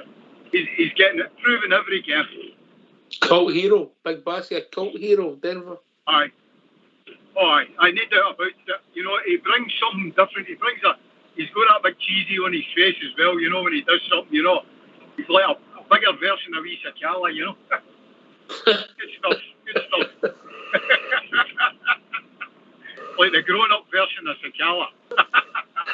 It's not that, I know, Denver. He's got a bit of skill about him as well, you know what I mean? He's not just a big unit, he's got a bit of skill, you know what I mean? He definitely can beat a player.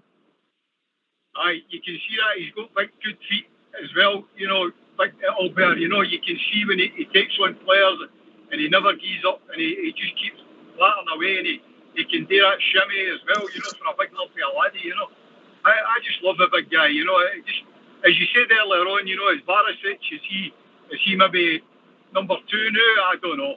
But, aye, good stuff yesterday. I would say is number 2 at Denver, I would. Me personally, I would say Barisic is number 2 now.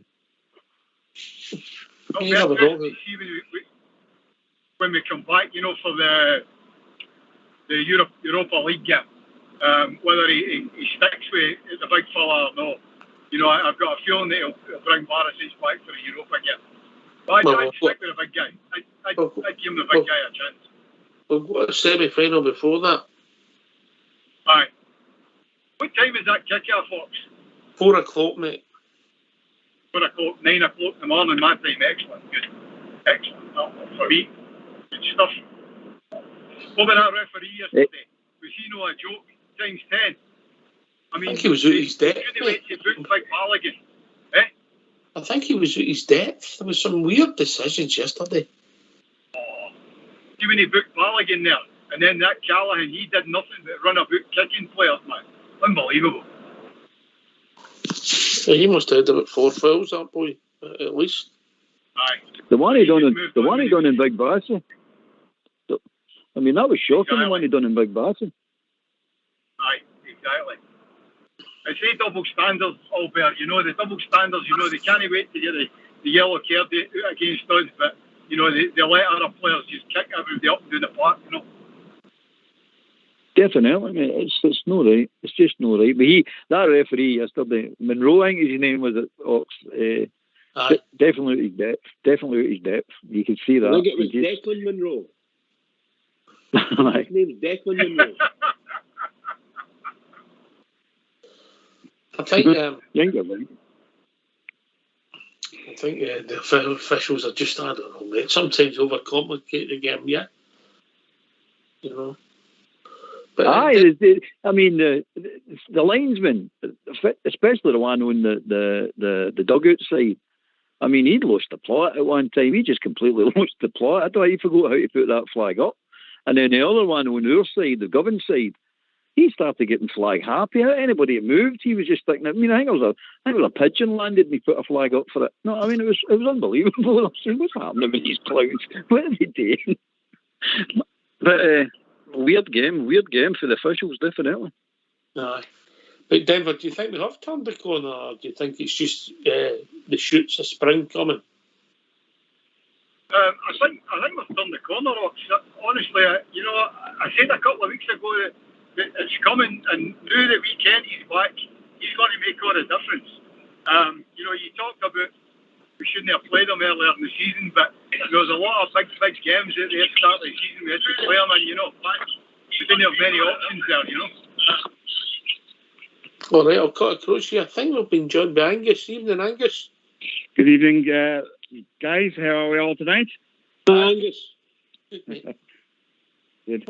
No, I was just wanting to talk to you guys. I thought the sort of return of Ryan Kent and playing the whole, well, he didn't play the whole game, but he started the game, and I just thought it made such a big difference, and I think he is possibly our most important player this season. Albert.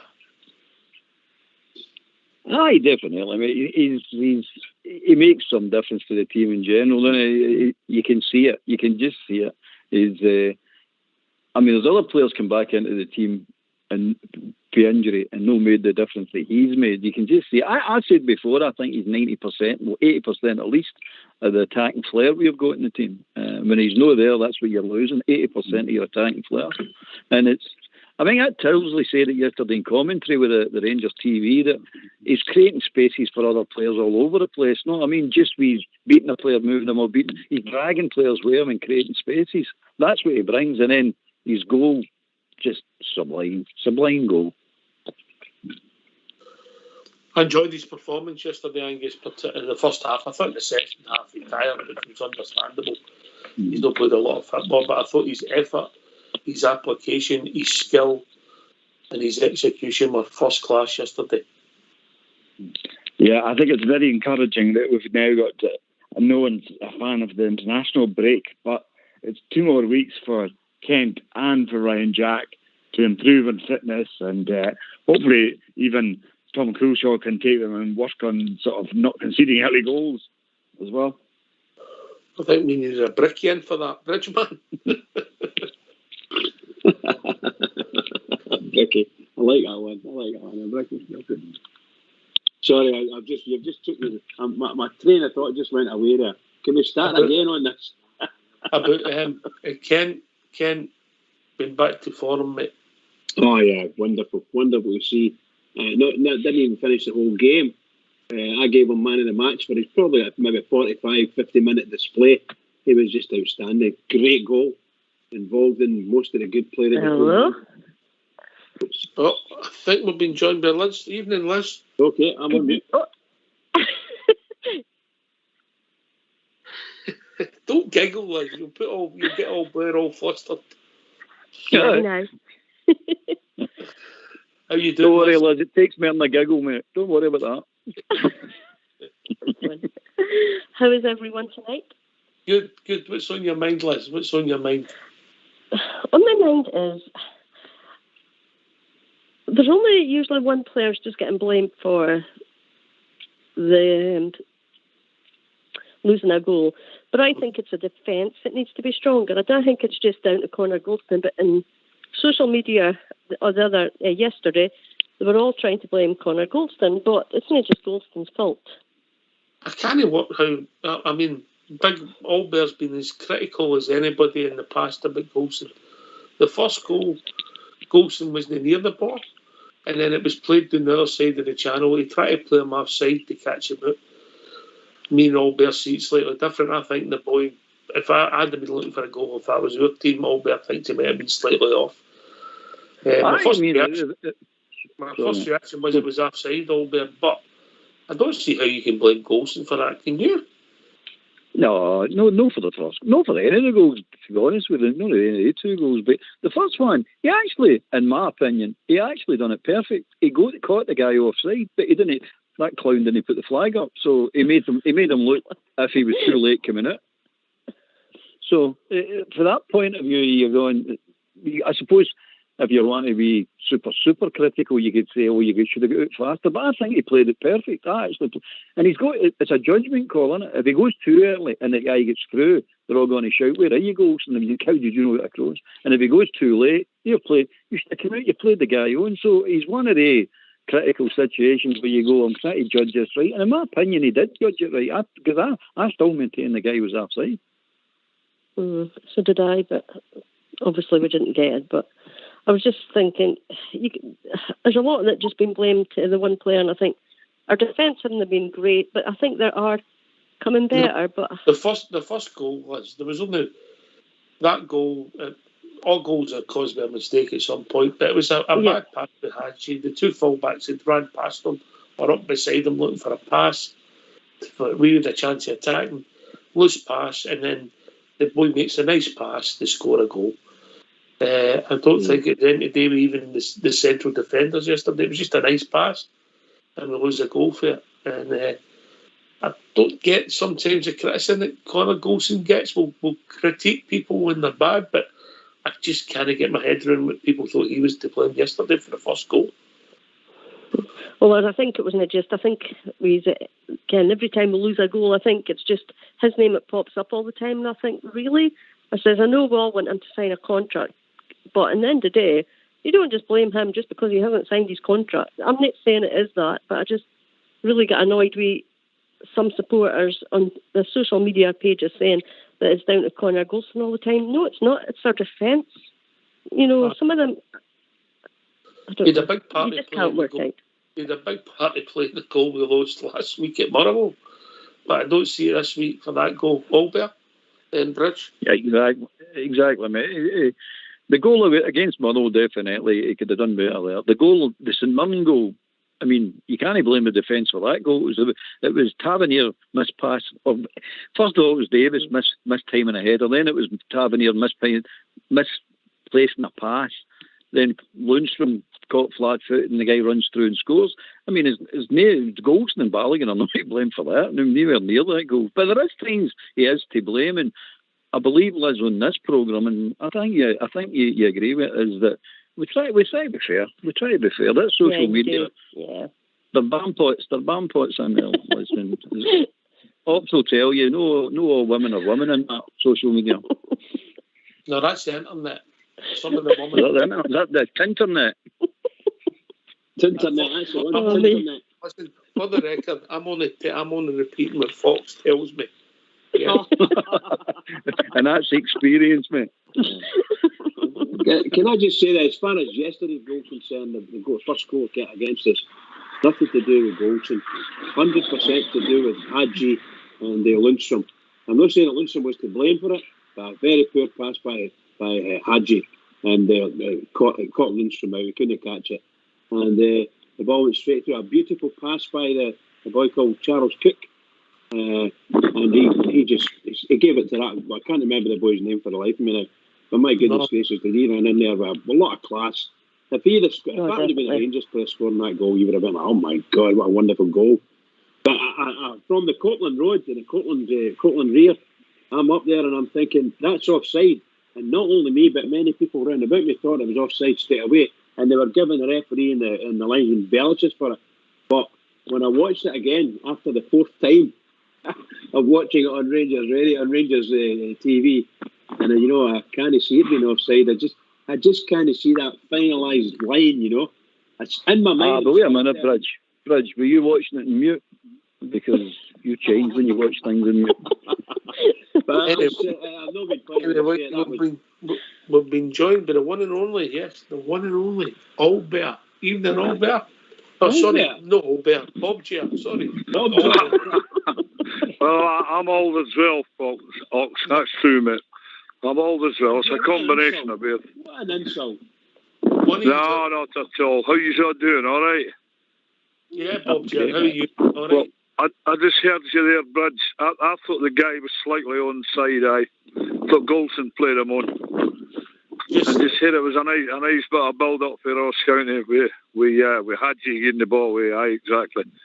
And I thought the guy was slightly onside, aye. Spot on, Bob Chair, spot on. But we got the points, we got the win. That's it. We've kept our cushion at the top.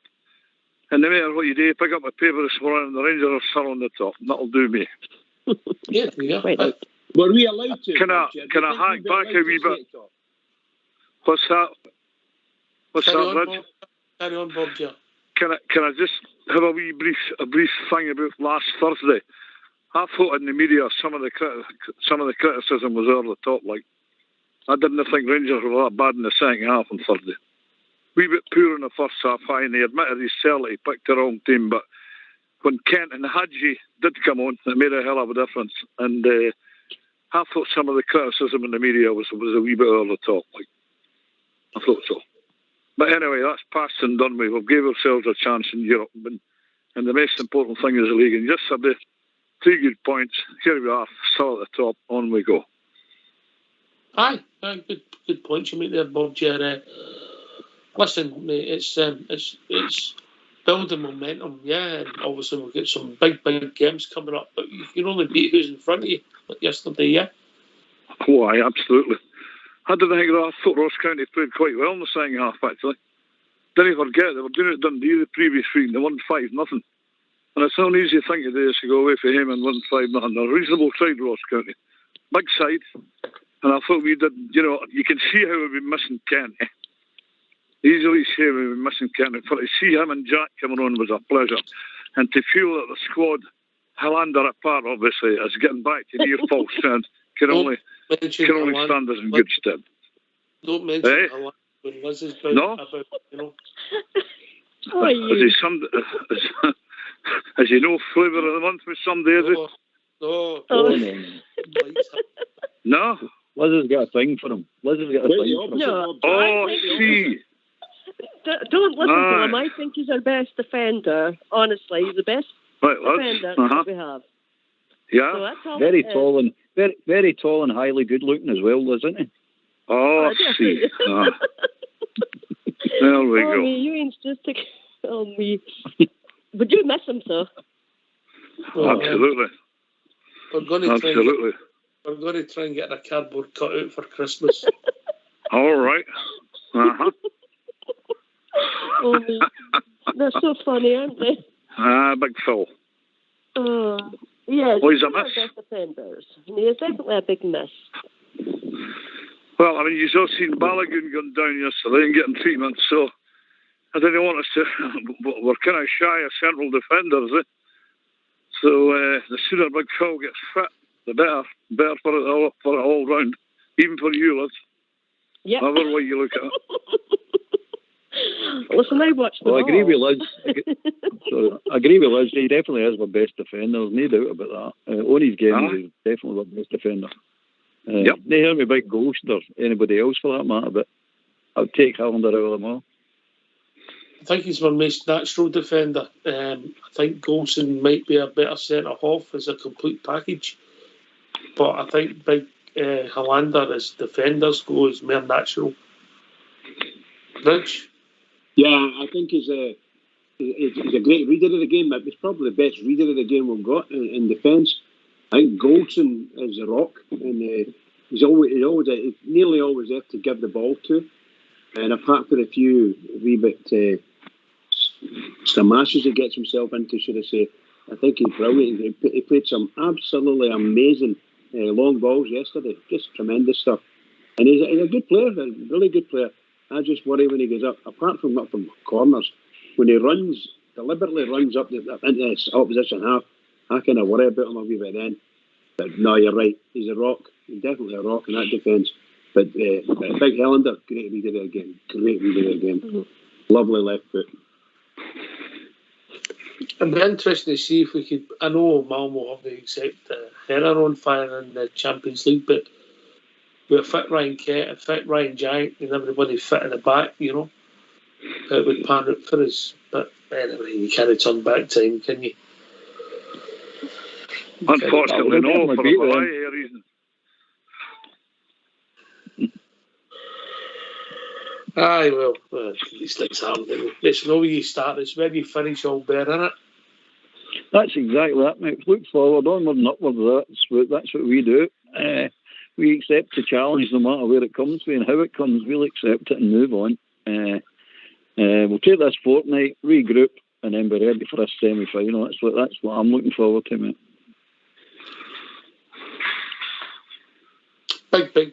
Big games coming up, Liz. They're going to come thick and fast when we come back after this break, yeah? We're going to win. I love your Maybe optimism. I love your optimism and your confidence. And we're going to lose no more silly goals because they're going to become good. Our defence is going to come good as well, and we're going to win every game. There we go. Wow, good for you, lads. Wow, that'll do me. But if we can't say our team's going to win, then if it's a point, I would say, we'll win. Well, we didn't win, but I think our team's going to get better and better and better. Well, it was a big difference yesterday in them, wasn't it? And that's going to be just improve each week. So I think we'll get better. Let's hope that all the players that's away in international duty come back safe and well. Good point. Bob J, that's a great point that Liz makes. We go to the Danish champions, we get a one each draw. We've been a better team, we had distance through the piece, and everybody's disappointed. Aye, yeah, I mean, look at the big picture, Ox. We've scored 10 goals in 2 league games. And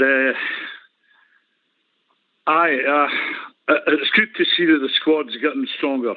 As I said, the return of Kent and Jack was a real boost. And then Hollander will be an even bigger boost. And when we come back for the international break, we'll near enough hopefully have a fully fit squad and ready to go for it. If that's us, no, and Rangers aren't out of any tournaments yet, lads and lasses. We're still there, hanging in there in all the tournaments.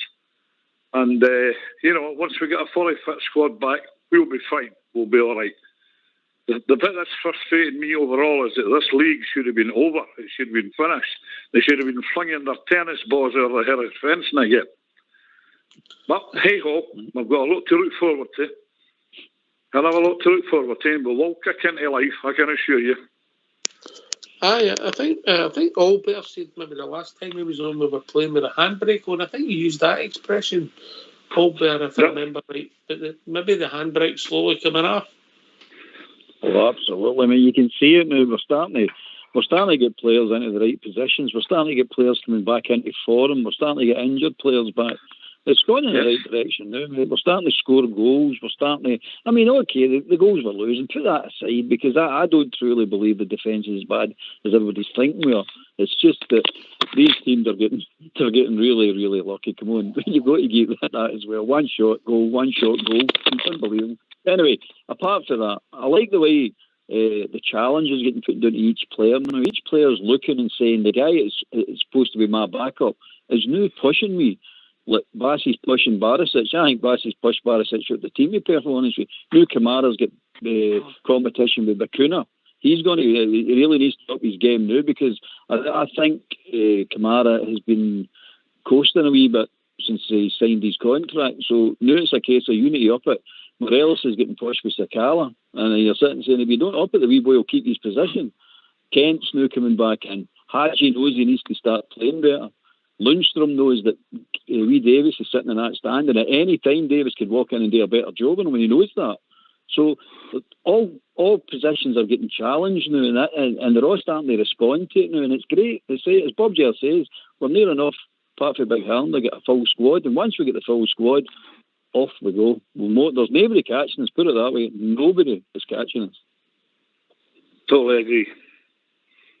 He always said that he wanted 2 quality players for every position. He's near enough got that after the international break. So as Albert says there, yes, we're getting stronger, we're getting better. If that's us not playing well, God help them all when we are playing well. So here come the Jersey.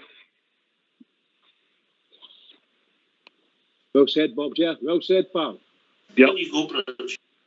Well,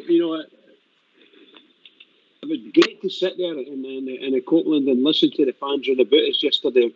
And I was quite negative at the first 5 minutes. As I said to you earlier, I thought I was offside, and I was raging at the referee and the linesman and calling them all the names under the sun. And all the time when I look at that damn thing again on the TV, go that far out it. So it could have been slightly onside or slightly offside. It's not anywhere near as glaring as I was making it out to be. Me and half the Copeland rear, that's for sure. I think that everybody's saying, that all the guys are saying it now. If we get a chance to keep Ryan Kent, as busy as possible with it, knocking on for 6, because he is our talisman.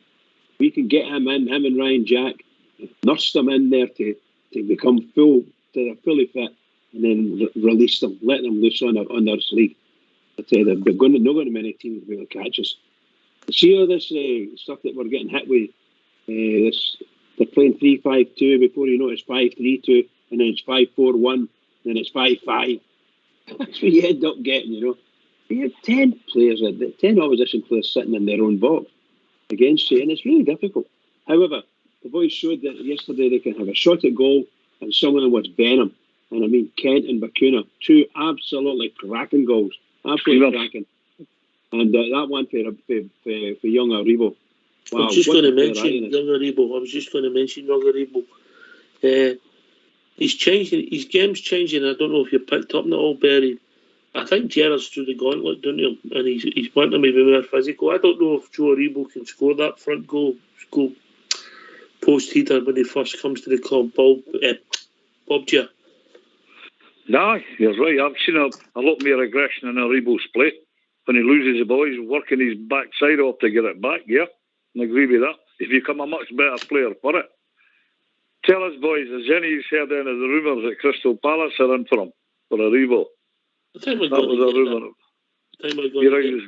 Constantly, mate. You're always going to get. But he's a class act, that laddie. He is, or he will be. I think he'll be a future England international. That's how high I rate him. He's a really good player, like. And as you say, with this bit of aggression he's got, he's added to his game. It's made him a better all-round player. And you're right in what you say, Ox. I mean, when he first come, maybe a wee bit timid, but skillful, maybe a wee bit timid. But yesterday, when he rose up for that header, great. Gerrard will turn him into a player, a real player. I'm confident of that. Reminds me a lot of myself, as I'm very timid myself. Aye.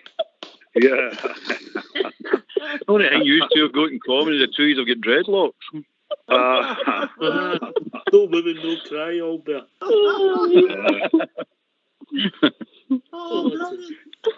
Joe Aribo, Albert, he's I think he's better than that forward position. In midfield, I think that's where he's most effective. I don't know what your thoughts are. Me too, I think so as well. I think he's and by the way, I don't like him on the right. I think he's better on the left, forward, in the forward position. Where do you play Kent? He's too fitted. You can play Kent's one of the players you can play anywhere across that front line. It'll not make any difference where you play Kent. He'll do the same job for you. The way they're giving the freedom anyway, he's all over the place. Which, hey, if he keeps playing the way he's playing, that more power to him. I'd keep him playing that way. But Big Aribo, he trusts Big Aribo. Gerrard trusts Big Aribo, and he'll play him. He plays him midfield, plays him up front, he plays him centre midfield, he plays him at left back. I mean, if he could, he'd play him in goals to see how he does in there, but he definitely trusts Big Aribo. And you get players like that. Managers just take to certain players and trust them. Like Jack, he trusts Jack as well. But Big Aribo, for me, change player. Bob Jared hit the nail on the head there. Change player, more aggressive. And you're right, would he have scored that goal 2 years ago? I don't think so. But timid to score that goal. But no.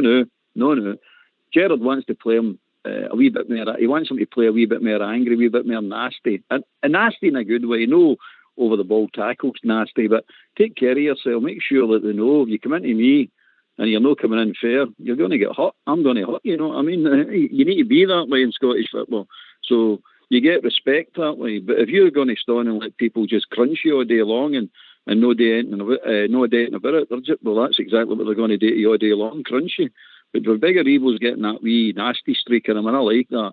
But Bob Gill said he loses the ball and he's after it. It's true. He really is after it. He's fighting for it back now. He's wanting it back. He's desperate to get it back. And it's all good. Mm-hmm. But again, then... That's plenty, Isaac. That's plenty. Thanks. I'm sitting down for a puffed out now. Right. Have a smoke, I'd have a flag. All right, mate. You like Big Aribo? Liz? I actually think he's a wonderful player, that young man. I gave him man of the match yesterday because I thought he was just outstanding. But he is. I think he's actually more physical, but I think that's what CBG wanted in him. So I think that player's going to get better and better and better. And it's just his feet. I just think, oh my God, keep watching him. It's so good to watch, and you just love watching him, don't you? No, I do. Last time I seen feet like that was Fox up with Savoy. No. He could shift that boy.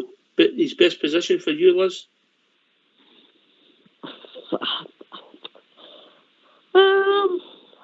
I don't know. I like it. As I say, I think he can play. I actually think Joe Aribo would be able to play any position, to be fair. I think he's the type of player that could fit into any. But I did like him when he was. I think if you put him into another position as well, I think he would play excellent as well. But I'll say something in that. Before, I think everybody else has said it, he actually fights to get that ball back now, and I think a lot of the other players need to take a wee leaf out of his book. Well, fair comment. Bridge, just before we move on, where's your best position for Joe Aribo? I like Joe Aribo on the right. I like him coming in from the right to the left, and he gives him the whole thing opens up for him. He scored a couple of goals into the far corner. I think he's a smashing player there. However, I do think that I don't want him tight. I don't want to be tight on him. He's got to take a wee bit 30 yards to move, and I think he does well with Tavernier coming up as well. I think it's a really good position for him. I wouldn't, however, I must say, obviously natural left-footed, so he would fit in the left as well. But I think that's Kent's position. He likes to come from the left to the right, and I wouldn't change that. That'll be interesting. Okay. Right, Albert. James Tavernier puts a cross in, corner kick. I know it's only a corner, swings in a corner, goal, another assist. I know there's a lot made in modern football about assists, but 100 assists he's been allegedly involved in since he's been with some stats. I mean, he's definitely going to go down in Rangers history books, that boy, you know what I mean? He's cemented his place in Rangers history. No many players can do it, but I think to have done it because whether you don't like him as a defender, and I don't particularly like him as a defender, but you just cannot take it away from the boy for the goals and assists he does. He's tremendous, and on his game going forward, he's unplayable. He really is unplayable. I know Fox is Fox's favourite, and rightly so. Why not? He's a decent player. He really is. And on his game, he's brilliant. He's just brilliant. But I don't remember any other fullback in Scotland ever. I mean, they didn't do the assist things before writing off. They never kept record of any of that. No. But you'd be hard pushed to think of any fullback with these sort of numbers that he's got. Mm-hmm. All right. Well, we joined by Big Al. Morning, big man. Good evening, good morning. How are yous? Good, mate. What's on your mind? All right, Al. Good, mate. All right. No, I thought I'd call in. I like to get on the panels when we've got esteemed panellists on, Albert and Bob Ger there. It's good. Oh, yes. Legends. Legends, yeah. Legends of the game, as they say. It'll be a sad day when they leave this mortal coil. Fucking them. No long, right enough. A few weeks between them yet. Nah, it's good. Well, I don't buy any LPs, Al, now. Put it that way. Do you know? And he's also don't buy that Long Life milk. No, I don't do that either. I'm going to go for 20 number 6. I thought you would have been a Woodbine man. I remember they were all big Woodbines. I would just, what I was going to say is I was at a course yesterday. I met a big boy here in Sydney. But I had my suspicions because he sat down next to me, and you know, you did the old Sherlock Holmes thing. You're looking what he's wearing, what he's doing, and that. And I knew he was Scottish. He had a pair of green and white socks on, so I was like, "Oh my god!" And these courses now, you know, you have to go run about and do a wee spiel, tell them who you are, and all this, be friends with each other. Anyway, the big boys for Les Mahago, and I know Les Mahago's no full of the Gers fans, but I was pleasantly surprised. So, Big Davy, go on yourself, big man. It was the only pair of clean socks you could find. They thought they were his daughters, actually. That was how the green and white socks were on. But at peacetime, with the wee break, and he threw his keys on the table, and I seen the Rangers key ring. That the course, was it? No, we never put him in a bowl. Who did you get? Did you get Big Dave? I mean Big Dave. He's a nice big boy. He said he's listened to these in the past, so I done a bit of Rangers Radio promotion. I says, get in there, get listening, get calling, you know. Well done, big man, well done. The guys will treat you nice.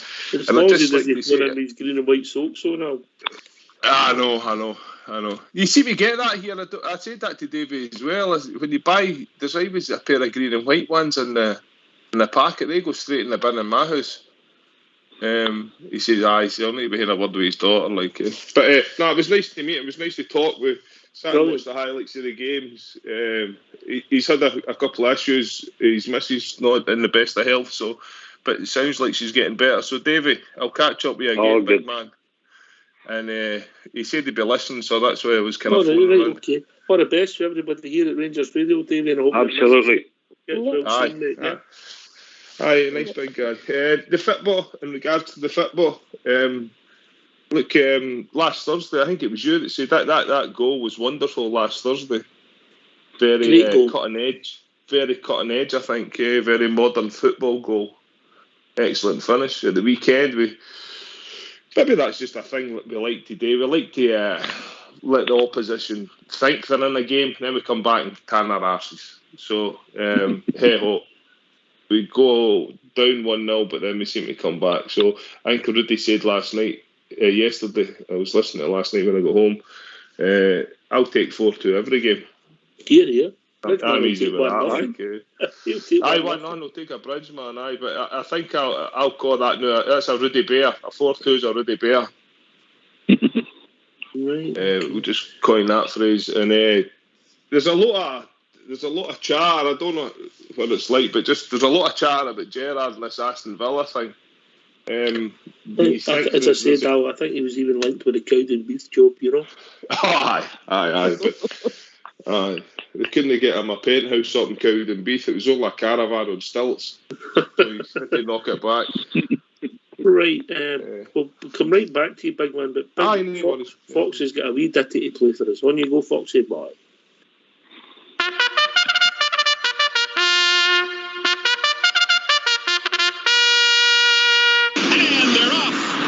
Hi, I'm Big Stevie.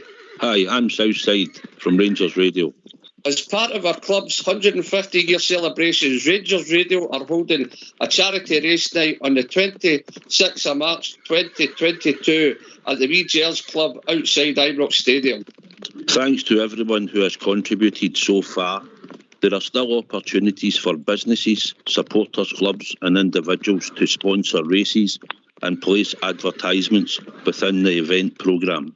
Listeners, including those unable to attend, can purchase tickets for our online Super 6 Races Booze Cruise to win a super selection of quality spirits provided by the Rangers Radio panellists. For details how to take part in our Super 6 and how to purchase adverts in our race programme, please visit shop.RangersRadio.online. Super 6 Races will also be screened live on Facebook. Any listeners wishing to become involved in our sponsorship should contact rangersradio@gmail.com. All monies raised will go to the Emmy Smiley Charity Foundation, the Rangers Supporters Erskine Appeal and the Robert Mulholland Memorial Parade. Meanwhile, it's Colonel John Summerbird in the red cap. And Zenyatta's come to the outside. Zenyatta coming flying on the grandstand side. Gio Conti on the inside. Summerbird is right there. This is unbelievable. Thanks for that, Fox. You redeemed yourself there. Right, okay. Big Al, have our team turned the corner, Biggie? No, I don't think so, because I don't know if there's a corner to be turned. I think this is the season we're going to have. Okay, I think Pope said that right at the start. It could be a roller coaster season. I think he said that as far back as August. I'm glad to see Kent's back. I'm glad to see Clint's back. Albert? It's definitely is. No, I mean, there's no doubt about that. But I think playing better, we're definitely playing better. There's no doubt about that. But as I always say, it could be up, down, up, down, up, down. So as long as we keep on winning, it doesn't really matter, does it? It's the results that matter. So we get the bonus. Like, I get that game on Sunday was a bonus to me because we really played well. I really enjoyed that. And the Motherwell game, we really played well in that as well. So if the next one's a rotten game, but we still win 2-0, I mean, I'll take that as well. It makes no difference to me. I just want Rangers to win. Really, honestly, that's the most important thing to me. And performances are a bonus to me.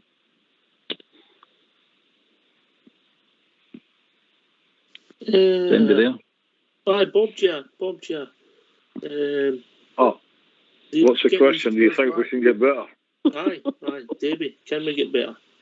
Yes, I think we can, aye. And I think with the, as I said earlier on, with the players coming back, we fixed them like that. How much we getting older? With Kent and Jack, Big Hillander back in the centre of the defence, and the boys kicking on, I believe we can get better.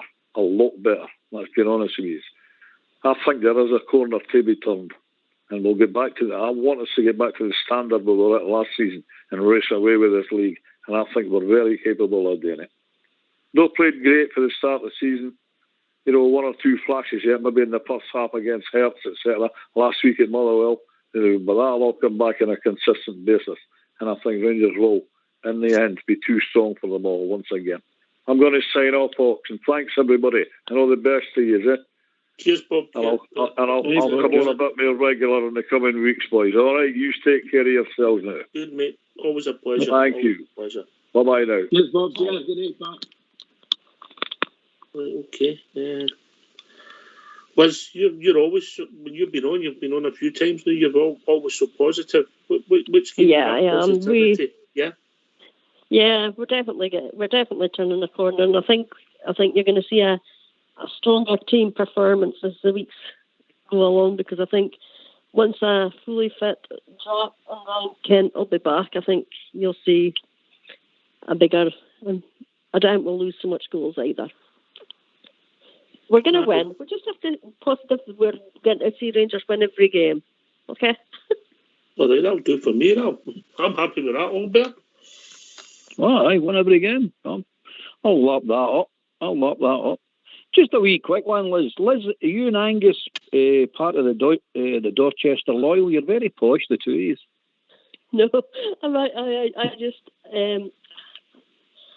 if you watch your team play, I mean, Dorchester I get Loyal. some games and that.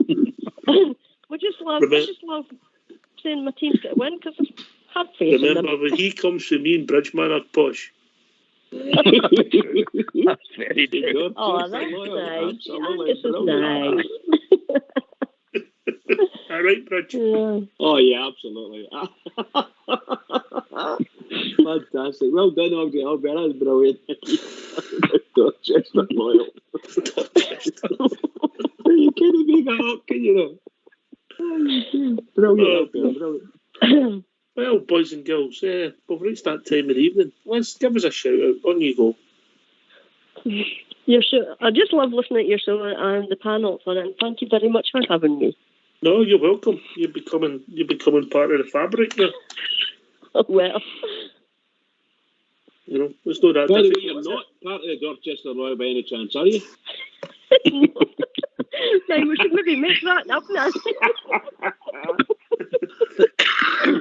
Oh, me. What a laugh. Brilliant. What about you, Albert, for a shout out before we go? Another brilliant night. Excellent chat, guys and gals. What can we say? Roll on. That's what I say. Keep winning. As Liz says, we're going to win every game. Let's hope she's right. Yeah. Bridgeman. Oh, I'll give it 10 out of 10 for that. Absolutely brilliant. What a statement. Fantastic. I just love it. Can I just say to all the Rangers fans all over the world, and particularly Rangers fans on here on Rangers Radio, every single one is all Rangers people. We are Rangers and Rangers are us in our blood. Everybody keep it going for the Rangers. Rangers need us. Keep it going. All right. Can I thank Liz, Bob Gia, Denver, of course, Big Al for Australia, and the two guys tonight, Albert and the one and only Bridgeman. Fox and All School Blue for doing the technicals. Everybody for listening. Angus. And of course, Angus. I forgot. Angus. Yes, Angus. Thanks for everybody for listening. This has been Rangers Radio. We'll be back tomorrow night between 8 and 10, where we should be joined by Nicola Doherty for the ladies' team, and we'll also have a night with all the Rangers Radio pundits who'll be on the show, and we'll look back at the signings, the games, and the career at Rangers of the one and only Walter Smith. Thanks for listening. Stay safe. Speak to you all tomorrow. Take it away, All School Boy. His story, the Rangers Football Club, the Rangers Football Club, the Rangers Football Club, the greatest in all history, the Rangers Football Club, a debt we owe, we cannot pay, those gallant pioneers, a legacy they did bestow, we shared down through the years. To Moses and those fine young lads, our gratitude we'll show.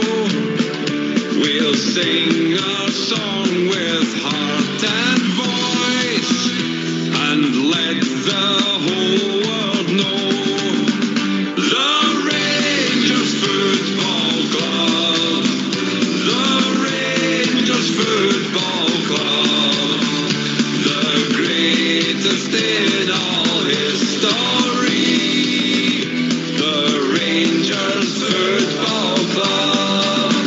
Come join as one and toast to all who share our history. Toast William Struth, a noble man, I'm sure you will agree. Lest we forget our absent friends, they watch from up above. In life and death we'll always be with Rangers Football Club. The Rangers Football Club, the Rangers Football Club, the greatest in all history, the Rangers Football Club, the Rangers Football Club, the Rangers Football Club.